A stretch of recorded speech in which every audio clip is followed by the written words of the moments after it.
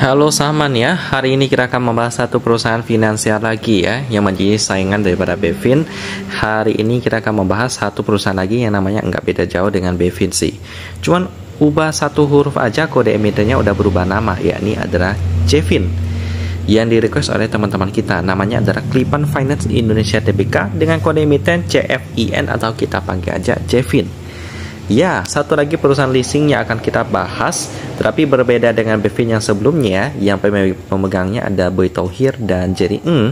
Kali ini pemegang daripada saham CEFIN ini berasal dari satu bank, yakni Bank Panin, yang saya kenal sebagai bank di mana ada kasus suap pajak yang terjadi dari bank ini sendiri ya. Jadi memiliki kesan yang buruk bagi saya. Tapi bagaimanakah dengan anak perusahaannya yang satu ini? Ya, kita akan bahas sama-sama CEFIN ini. Dimulai dari beritanya terlebih dahulu ya. Pak Loh Keng Hong juga ada memegang CEFIN ini. Kita lihat dulu pergerakan CEFIN-nya bagaimana. Pada saat terjadi pandemi pernah turun ke 160, lalu pernah naik ke 448 rupiah, sekarang turun ke 294 rupiah. Ada naik dikit sih. Naik lumayan banyak sih sebenarnya ya. Jadi kita lihat dulu. Beritanya sih oke-oke aja. Palingan induknya nanti yang akan agak bermasalah. Perusahaan satu ini udah berdiri lama banget ya. Pertama kali didirikan dengan nama PT Clipan Leasing Corporation pada 15 Januari tahun 82.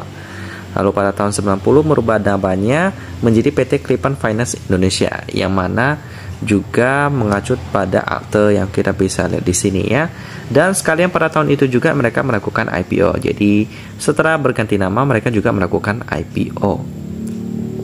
Lalu setelah itu mereka kembali berganti nama menjadi PT Clipan Finance Indonesia Tbk ya, melalui keputusan rapat umum pemegang saham luar biasa pada tahun 96 sampai sekarang.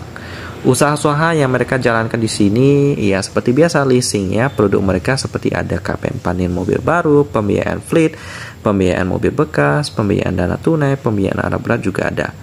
Layanannya ada STNK, BPKB, jadi bisa dijaminkan, pembayaran angsuran, persyaratan kredit juga ada.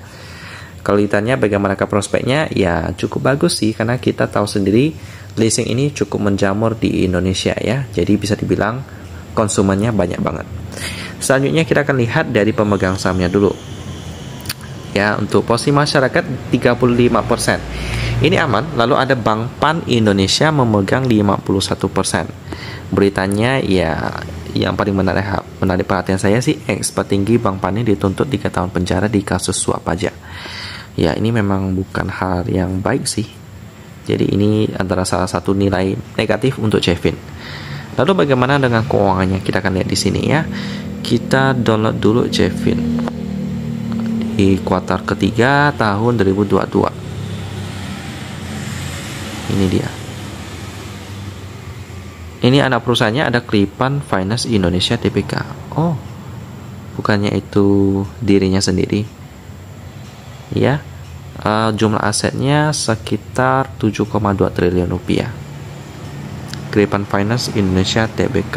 Ya, itu dirinya sendiri, tapi dikatakan di sini itu anak perusahaannya ya. Kita skip dulu. Untuk mata uang pelaporannya dalam bentuk rupiah dengan pembulatan ribuan. Jadi kita perlu kalikan 1000 dulu untuk melihat laporan keuangannya. Untuk laba rugi untuk entitas itu sebesar 75 miliar rupiah ya. Dengan per 11 kali ini udah sedikit mahal. Meskipun PBV-nya juga sangat murah, 0,2 kali. Tetap itu tidak membuat saya merendahkan pengawasan saya terhadap CEFIN ini, karena saya lumayan was-was dengan saham daripada Panin Group. Debt equity rasionya sih sehat 48% dan current ratio-nya pun cukup tinggi 2000%. Aset lancarnya gede ya. Aset lancarnya itu sebesar, nggak dicatat di sini sih, jadi kita patokan di RTI bisnis saja. Cukup bagus. Untuk tuafa hariannya nggak bagus, karena nggak mencapai 1 miliar. Tepatnya itu 295 juta rupiah. Jadi CEFIN ini banyak kekurangan sih. Pertama dari sisi pemegang sahamnya saya kurang suka. Lalu dari PR-nya aja juga masih mahal. Ya, palingan kelebihan daripada CEFIN ini ya di bagian keuangannya sih. Ya, CEFIN ini terkenal nggak pernah bagi dividen ya. Kayaknya semua Panin Group itu memang terkenal pelit banget kalau soal bagi dividen. Jadi memang ya nilai minus bagi Cevin ini. Jadi bagi teman-teman yang tanya apakah Cevin ini menarik untuk diinvestasikan, untuk sekarang aja patokan pair saya pun nggak tercapai ya oleh Cevin ini, jadi saya kurang sarankan sih. Kalau mau referensi yang bergerak di bidang keuangan, palingan ada SRTG sih, dia bergerak di bidang investasi, jadi itu referensi yang lebih baik daripada Cevin sih. Jadi demikian pembahasan tentang Cevin, perusahaan leasing dari Panin Group yang memiliki sektor usaha yang cukup menjamur di Indonesia. Saya tutup dan kita ketemu lagi di video selanjutnya.